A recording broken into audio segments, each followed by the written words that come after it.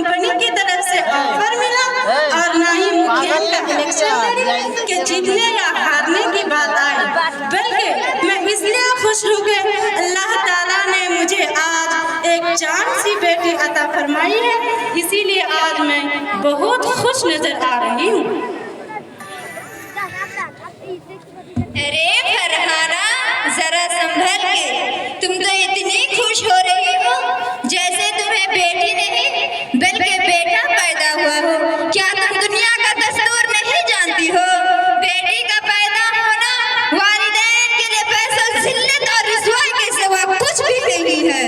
अस्तगफिरुल्लाह, अस्तगफिरुल्लाह, मुझे मालूम ही नहीं है कि तुम भी इन औरतों में से हो जो बेटी का कुदरत और अजीम तोहफा समझने के बजाय एक बेटी को बोझ समझती हो। अरे नादान औरत, क्या तुम्हें बेटी की पैदाइश से नाखुश होना कुफ्र, शिर्क और ज़माने जहालत की बातें हैं? क्या तुम्हें इस्लाम में नहीं मालूम है कि बेटी की परवरिश और हुस्न सलूक करने पर जन्नत की बशारत दी गई है?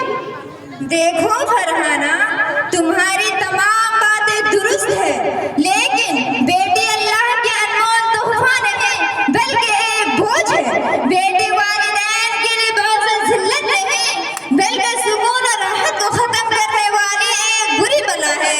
बेटी वालिदैन की आंखों में नजर नहीं बल्कि उनकी आंखों में रात दिन आंसू लाने का जरिया है। इसीलिए मेरा मशवरा यही होगा कि इस बच्ची को कहीं जाकर नदी वगैरह में फेंक दो। ला हौला वला कुव्वता इल्ला बिल्लाहिल अलीयुल अज़ीम। तुम औरत हो या शैतान, तुम इंसान हो या जानवर, ये अल्फाज कहते हुए तुम्हारी जुबान नहीं कांपी?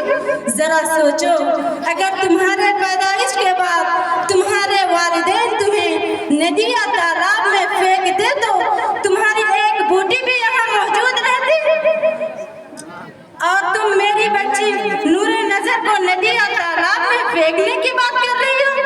तुम मेरी नजरों से दूर हो जाओ, तुम तो इंसान नहीं बल्कि दरिंदा कहलाने की लायक हो।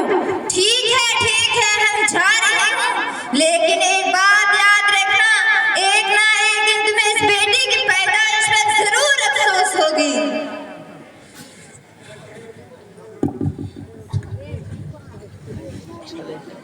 दिल